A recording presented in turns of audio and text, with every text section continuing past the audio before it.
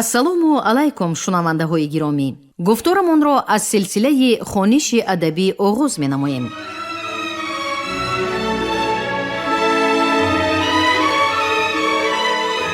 ба таваҷҷӯҳи шумо китоби якуми асосгузори сулҳу ваҳдати миллӣ, пешвои муаззами миллат, президенти ҷумҳурии Тоҷикистон муҳтарам Эмомалӣ Раҳмон забони миллат ҳастии миллат таҳти унвони ба сӯи пояндагӣ дар қироати корманди шоистаи Тоҷикистон Ализода Абдурашид Хоҷамқул. гуфтори ҳафтум.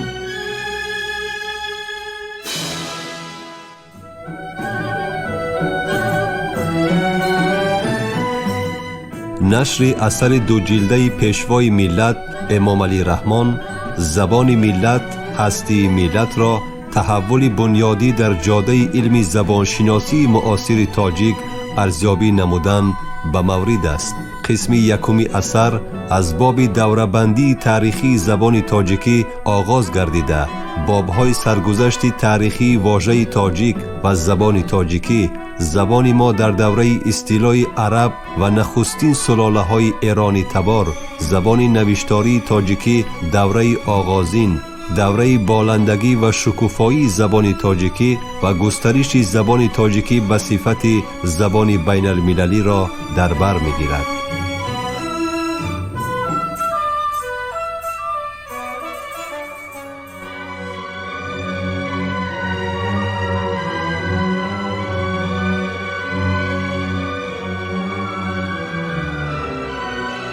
اگر در بین این جداشوی فاصله زیادی تاریخی و انکشاف مستقل زبان و گویش‌های ایرانی و هندی وجود داشته باشد، پس باید نام این زبان‌ها مشخص کرده شود. معلوم است که بین تهیه اوستا اول شفاهی و بعداً خطی و اولین نوشتجات فارسی باستان سنگ نوشته های داریوش در 20 ستون فاصله خیلی زیادی تاریخی وجود دارد که دلیل آن برخی از تفاوت های آوایی و گراماتیکی آنها می باشد. همچنان که محققان تاریخ زبان های هندی و ایرانی بر اساس دلیل‌های زبانی و ادبی تایید کردند، دوره مستقلی رشد این زبان‌ها از خانواده مشترکی زبان‌های آریایی هندی و آریایی ایرانی تقریباً به آخر 1000 ساله سیوم و یا آغاز 1000 ساله دوم پیش از میلاد مربوط است. از این دوره قبیله های آریایی هندی از سرزمین آسیای میانه به واسطه افغانستان کنونی به کشور هند مهاجرت نموده از هم قبیله های آریایی ایرانی خود جدا گردیدند. در برخی از متنهای ویدا اطلاعاتی را در این مورد می توان پیدا کرد که این همه از جانب محققان بر اساس دلیل‌های تاریخی و زبانی مورد آموزش قرار گرفته است. مردمان هند و ایرانی پیش از جدا شدن از همدیگر زمانی در آسیای میانه بین رودهای سیحون و جیحون و دامنه‌های کوه‌های هندوکوش به سر می‌بردند. مقایسه های این زبان‌ها دلیل مشترکات نزدیک آنها بوده. تفاوت میان زبان‌های ویدا و اوستا تفاوت دو لهجه دوگانه از یک زبان اصلی معنی می شود. از این رو این زبان را یک زبان مشترک هندو ایرانی نام می برند که از این زبان یگانه بجز نمونه های جداگانه در مثال ویدا و اوستا اثر دیگر در دست نیست.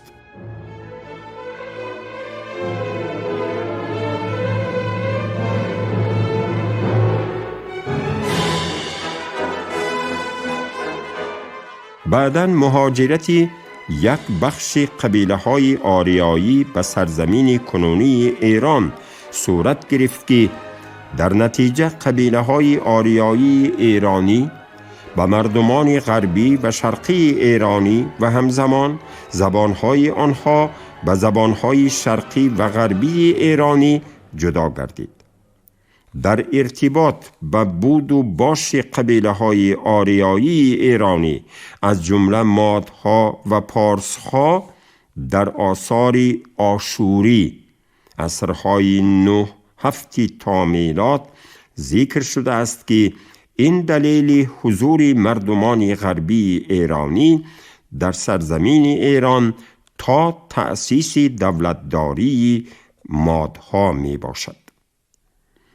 دوره مستقلیت و یا از همدیگر جدا شدن زبانهای مشترک آریایی به شکل آریایی هندی و آریایی ایرانی آغاز دوره‌بندی این زبانها به شمار می رود.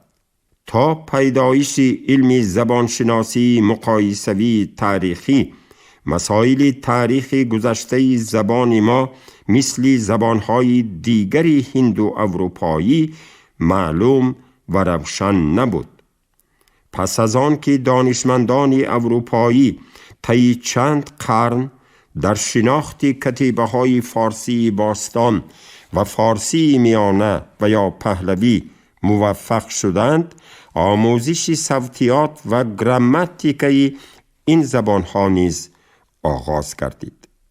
دانشمندان در اساس روش مقایسوی تاریخی از زبانهای اوستایی، فارسی باستان، فارسی میانه در مقایسه با هندی باستان استفاده برده تاریخ زبان ما را از عهد باستان تا دوره نو بر اساس منابع خطی به طور عمیق تحقیق کردند. امروز از دستاوردهای علم خاورشناسی جهان در ارتباط به زبانهای باستان استفاده برده باید مقرر نماییم که تاریخ زبانهای ایرانی از جمله تاریخ زبان مادری ما از 1000 سالهای پیش از میلاد تا دوران پیدایش زبان فارسی دری تاجیکی از کجا آغاز و به کجا انجام می یابد.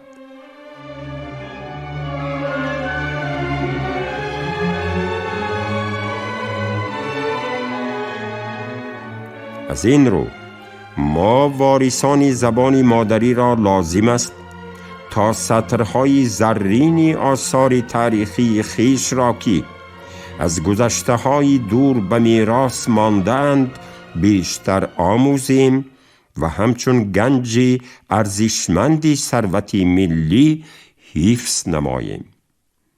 مسئله دیگری که در ایران شناسی هنوز مورد بحث باقی مانده است دوره‌بندی تاریخ انکشاف زبانهای ایرانی می باشد. طوری که معلوم است ایران شناسان دوره‌بندی تاریخ انکشاف زبانهای ایرانی را از زمان پیدا شدن اولین نوشته ها و آثار با زبانهای ایرانی مخصوصاً آثار زبان فارسی باستان به 3 دوره جدا می کنند. یکم دوره زبانهای ایرانی باستان که از زمان جداشوی زبانهای ایرانی از عمومیت زبانهای آریایی در آغاز هزاره دوم پیش از میلاد تا عصرهای 4-3 پیش از میلاد ادامه یافته است. از این دوره یعنی دوره وجود داشتن یک زبان عمومی و مشترک ایرانی که محققان آن را مادر زبان یا زبان بنیاد پایه ایرانی نامیده اند هیچ آثار باقی نمانده است و آن را اساساً بر اساس مواد زبانهای هندی و اوستایی برقرار می کنند که خیلی سطحی و ناپرره است. موافق سند و دلیل‌های تاکنون به دست آمده زبانهای ایرانی دوره باستانی، زبان فارسی باستان، زبان اوستایی، از نام کتاب اوستا، مادی از نام قبیله های ماد و سکیفی از نام قبیله های ایرانی سکایی حوزه بحر سیاه و دشت های نزد والگا می باشد.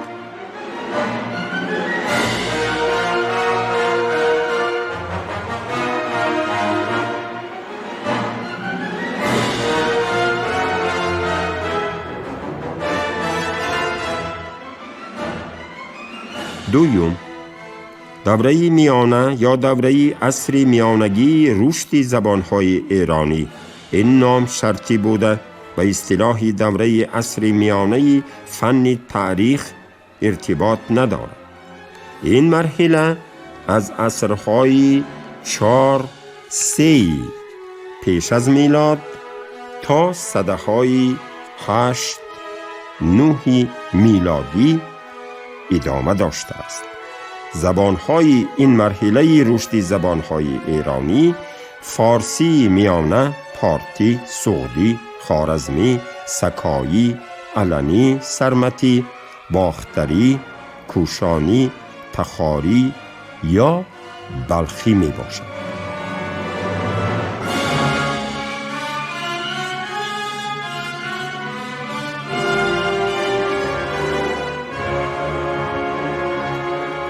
سیوم، دوره نو یا دوره نوی انکشافی زبانهای ایرانی.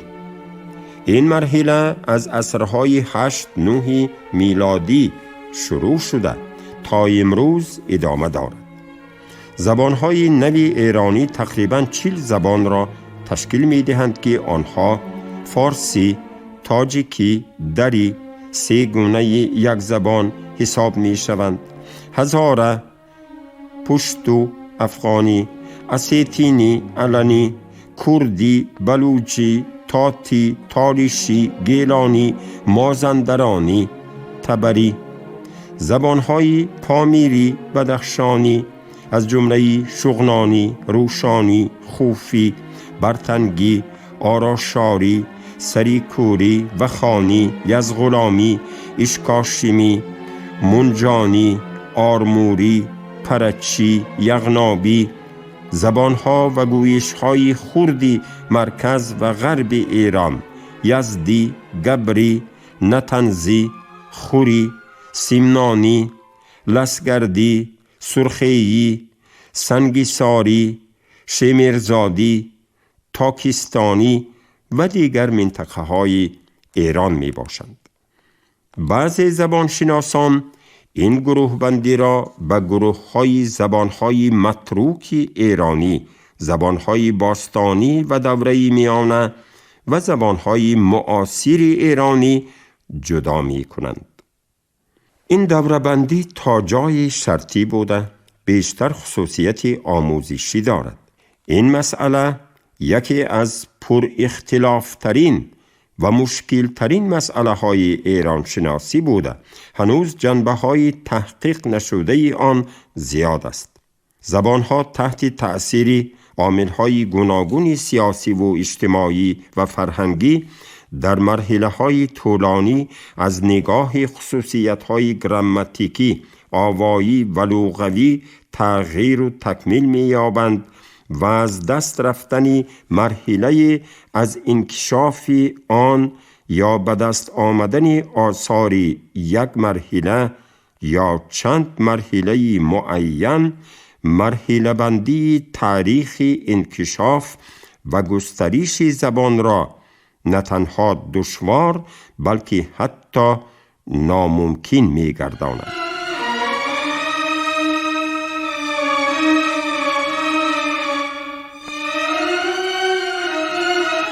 طوری که در اساسهای زبانشناسی ایرانی با استناد به مأخذهای دیگر قید می شود، آنچه که به مسئله دوره‌بندی تاریخی زبان داخل دارد نه تنها حل نشده است بلکه گفتن ممکن است که هنوز به طور حقیقی مسئله گذاری نگردیده است. در ارتباط با زبانهای ایرانی و معین کردن دوره‌بندی تاریخی آنها این مسئله باز هم پیچیده تر می گردد و به آن مشکلات دیگری ضم می گردد. پیش از همه تاریخ آثار خطی زبانهای ایرانی خیلی طولانی است. آثار باقی مانده به دست ما رسیده یا تا به حال معلوم نه تنها کم است، بلکه به درجه نابرابر بین زبانها و مرحله‌های معین تاریخی تقسیم شده است. از طرف دیگر نظام خطی این زبانها گوناگون شکل بوده. اکثر این خطها خصوصیت‌های آوایی زبانهای ایرانی را پرره انعکاس نمی‌کنند. سیوم، معیارهای ادبی و املایی اکثر زبانهای ایرانی کم تحول می باشند و حتی زبانها می میرند، از بین می روند، ولی آنها همچون زبانی معیار در استفاده باقی می مانند. بناهن طوری که از طرف پژوهشگران ایران شناس قید شده است، نقشه تقسیم بندی سه‌گانه دوره‌بندی تاریخ زبانهای ایرانی در نوبت اول به خصوصیت‌های فرهنگی و تاریخی تکیه می‌کند و خصوصیت‌های زبانی این مسئله تقریباً در نظر گرفته نشده است. سبب اساسی این تقسیم بندی از یک طرف اگر سبک و آسان کردن تحقیق مواد زبانی باشد، از طرف دیگر باقی نماندن آثار پیدرهم تاریخی و زبانی با این زبان هاست.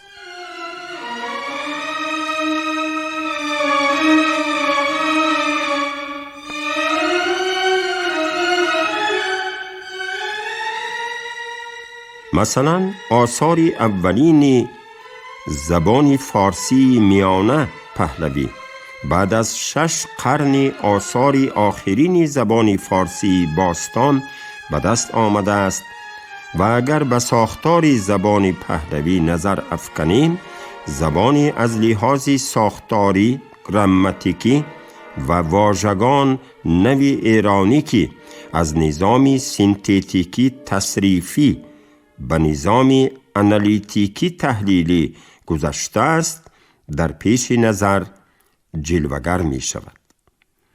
از این نگاه تفاوتی بین دوره‌های باستان و میانه را به طور مشخص معین کردن ممکن است، ولی وقتی مسئله سر دوره‌بندی از روی مأخذها و آثار زبانها می رسد، این دوره‌بندی باز هم مشکل تر می گردد.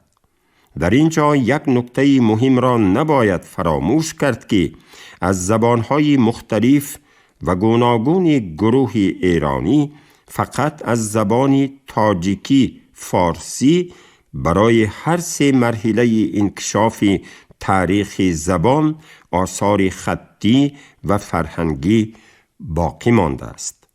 دیگر هیچ یک زبان ایرانی برای هر 3 دوره تاریخی از خود مواد زبانی باقی نگذاشته است و از این رو طبیعی است که تاریخ این زبان توجه ایران شناسان را بیش از همه به خود جلب کرده است.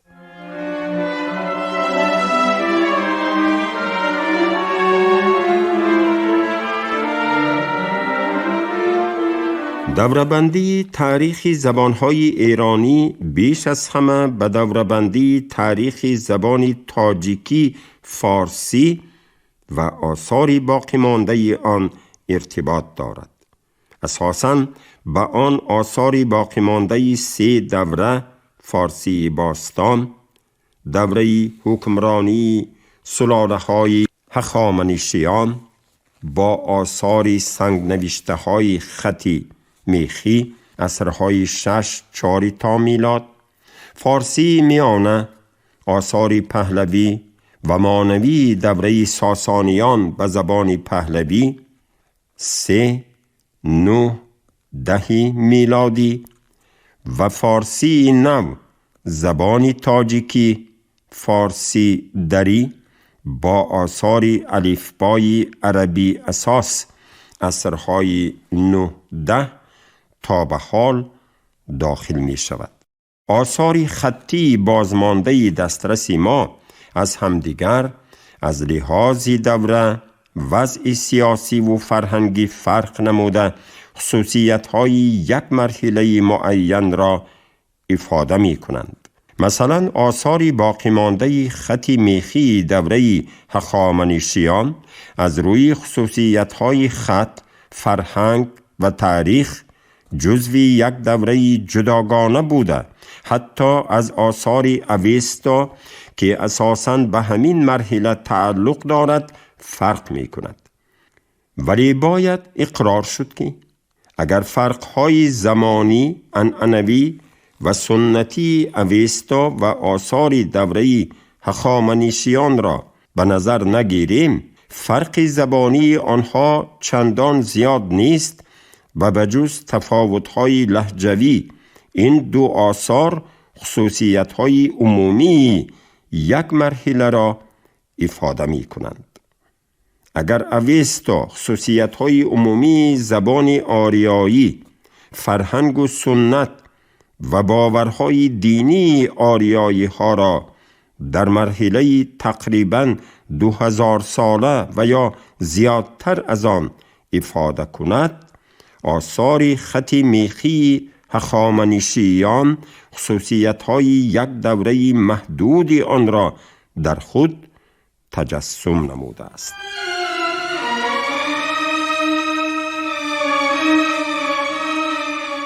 خصوصیت دیگری اثر در آن ظاهر می گردد که راجع به دوران سلطنت هر یک سلاله معلومات دارای خاراکتری سیاسی، اجتماعی، تاریخی و فرهنگی فراهم آمده مخصوصیت اثرهای به زبان تاجیکی تالیف گردیده هر دور توضیح می گردند.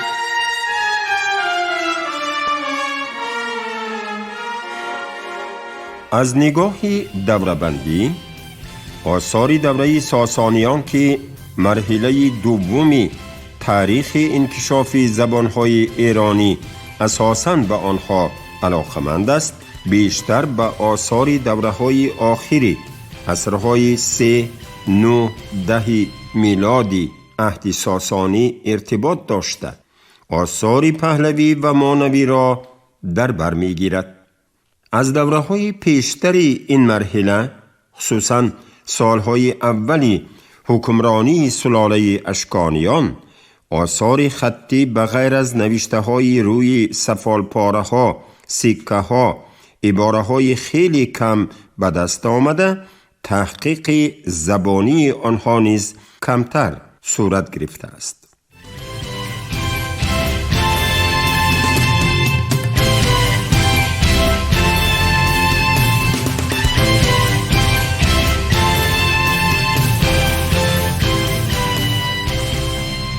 این دوره زبانی پهلوی یا پارتی با آثار 3 دوره اول از عصر 1 تا میلاد تا عصرهای 1-2 بعد میلاد، دوره دوم با نام آثار پهلوی سنگ نبشته های ساسانی 3 میلادی و دوره سیوم متنهای مانوی 3-4 میلادی جدا می شود. آثار زبان سغدی هم از نگاه خصوصیت‌های این مرحله به متن‌های سغدی بودایی، سغدی مانوی و سغدی نصرانی تقسیم می شود. هر یکی آنها دارای خصوصیت‌های فرق کننده هم خط، طرز نوشت یا الفباهای بودایی، مانوی، نصرانی و هم دینی و سنتی و فرهنگی دارند. ولی باید تذکر داد که این متنها بیشتر تحت تأثیر ترجمه قرار دارند و هنگام تهیه متنهای سغدی بودایی به ساخت متنهای بودایی و ساخت متنهای چینایی تکیه شده. قالب‌های آنها بی تغییر به زبان سغدی وارد شدند.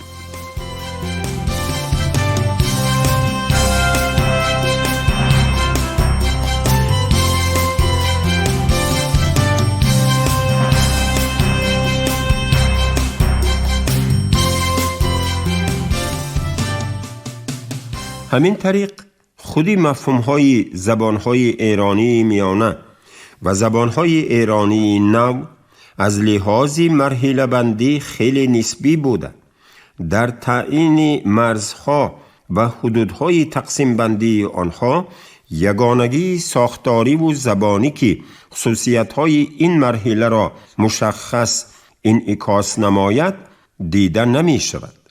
زبان‌هایی که امروز به مرحله‌های میانه و نو نسبت داده می شوند از لحاظ انکشاف، ساختار و خصوصیت‌های گراماتیکی در زینه‌های گوناگونی تشکل قرار داشته، در ساختار برخی از آنها زبان‌های پشتو و پامیری چندی از خصوصیت‌های مرحله‌های باستانی انکشاف زبان‌های ایرانی دیده می‌شوند.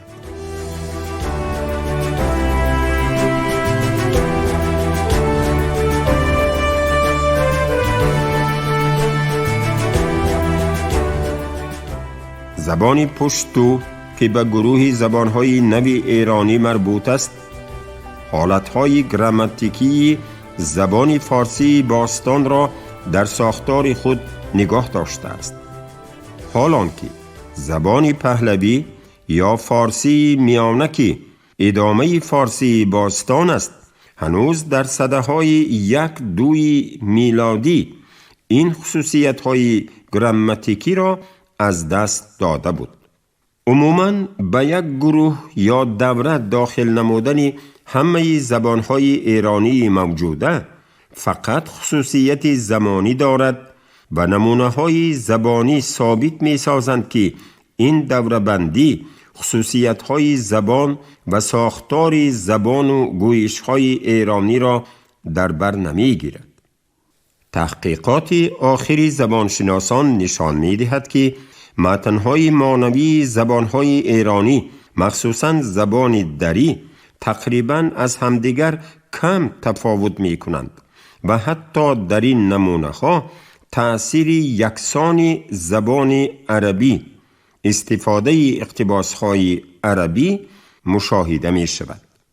در ارتباط به دوره‌بندی زبان‌های ایرانی میانه نیز همین نامعینی و نامنظمی جای دارد، طوری که پژوهشگران قید می‌کنند هر کدام زبان‌های به این مرحله شامل فارسی میانه یا پهلوی، پارتی، سغدی، خوارزمی، خوتنی، خوتن و سکایی و باختری تخاری خصوصیت‌های جداگانه دارند.